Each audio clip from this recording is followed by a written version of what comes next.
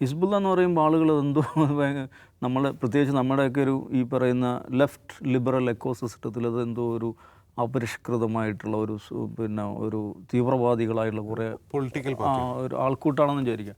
അത് ലെബനനിൽ വളരെ പ്രധാനപ്പെട്ട ഒരു പൊളിറ്റിക്കൽ പാർട്ടിയാണ്. അവർക്ക് ഇപ്പോൾ ഈ സംസാരിക്കുന്ന നിമിഷവും പാർലമെൻറ്റിൽ 15 അംഗങ്ങളുണ്ട്. അവരൊരു പൊളിറ്റിക്കൽ കോalition മാർച്ച് 6 കോalition എന്ന് പറയുന്ന ഒരു സഖ്യത്തിൻ്റെ ഭാഗമാണ്.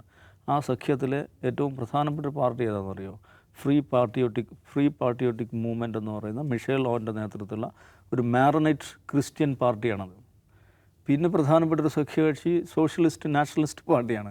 അവിടുത്തെ ലെഫ്റ്റ് ലിബറൽ പാർട്ടിയാണത്. പിന്നെ വേറൊരു ക്രിസ്ത്യൻ പാർട്ടിയാണ്. നമ്മുടെ ഇവിടെയുള്ള ഈ ക്രിസംഖികളൊക്കെ ഹിസ്ബുള്ള ഇടിച്ചു പാടമാക്കിയതൊക്കെ പറഞ്ഞ് ആഘോഷിക്കുമ്പോൾ അവിടുത്തെ പ്രധാനപ്പെട്ട സഖ്യകക്ഷി അവിടുത്തെ പ്രധാന ക്രിസ്ത്യൻ വിഭാഗമായുള്ള മാറനൈറ്റ് ക്രിസ്ത്യൻസാണ് അവരുടെ സഖ്യകക്ഷിയായിട്ടുള്ളത്. അതൊരു പൊളിറ്റിക്കൽ പാർട്ടിയാണ്. അതൊരു സോഷ്യൽ സർവീസ് വിങ് ആണ്. ഹിസ്ബുള്ളയെക്കുറിച്ച് സാധാരണ പൊളിറ്റിക്കൽ അനലിസ്റ്റുകൾ നടത്തുന്നൊരു പ്രയോഗമുണ്ട്. എന്താണ് സ്റ്റേറ്റ് വിത്തിൻ എ സ്റ്റേറ്റ് എന്നാണ് പറയുക. അത്രയും വലിയ സംവിധാനങ്ങൾ, സ്വന്തമായിട്ട് ടെലിവിഷൻ ചാനലുള്ള, റേഡിയോ സ്റ്റേഷൻസുള്ള, മ്യൂസിക് പ്രൊഡക്ഷൻ ഹൗസുള്ള, ഹോസ്പിറ്റൽ നെറ്റ്വർക്കുകളുള്ള അതിവിപുലമായിട്ടുള്ളൊരു സംവിധാനമാണ്. അതിനകത്ത് ഈവൻ അവരുടെ ഒരു റെസിസ്റ്റൻസ് തീം പാർക്ക് വരെ ഉണ്ട്. ലെബനനിലെ പ്രധാനപ്പെട്ട ഒരു ടൂറിസ്റ്റ് ഡെസ്റ്റിനേഷൻ ഏതെന്ന് വെച്ചിട്ടുണ്ടെങ്കിൽ ഹിസ്ബുള്ളയുടെ നിയന്ത്രണത്തിലുള്ള റെസിസ്റ്റൻസ് തീം പാർക്കാണ്.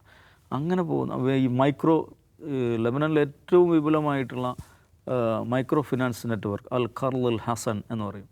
അത് ഹിസ്ബുള്ളയുടെ നിയന്ത്രണത്തിലുള്ളതാണ്. അപ്പോൾ ലെബനീസ് ജീവിതത്തിൻ്റെ അതിനെക്കുറിച്ച് പറയാൻ it's not a party, it's a social ecosystem എന്നാണ് ഹിസ്ബുള്ളയെക്കുറിച്ച് പറയുന്നത്. ലെബനീസ് ജീവിതത്തിൻ്റെ എല്ലാ അടരുകളിലും സ്വാധീനമുള്ള അവിടുത്തെ വളരെ പ്രധാനപ്പെട്ട ഒരു ഫോഴ്സാണ്. ആ സൊസൈറ്റിയുടെ ഭാഗമായുള്ള സംഗതിയാണ്.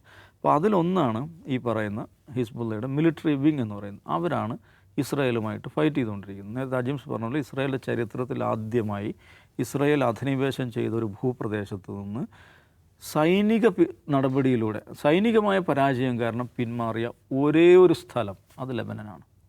1982 മുതൽ 2000 വരെ ഇസ്രായേൽ അധിനിവേശത്തിലായിരുന്നു ഈ സൗത്ത് ലെബനാൻ. ഒരു കാര്യം കൂടെ മനസ്സിലായി, ഹിസ്ബുള്ള രൂപീകരിക്കുന്നത് എന്തിനാണെന്നറിയോ? സൗത്ത് ലെബനനിലെ ഇസ്രായേലിൻ്റെ അധിനിവേശം അവസാനിപ്പിക്കാൻ വേണ്ടിയാണ്. 82 തന്നെയാണ് ഇത് രൂപീകരിക്കപ്പെടുന്നത്.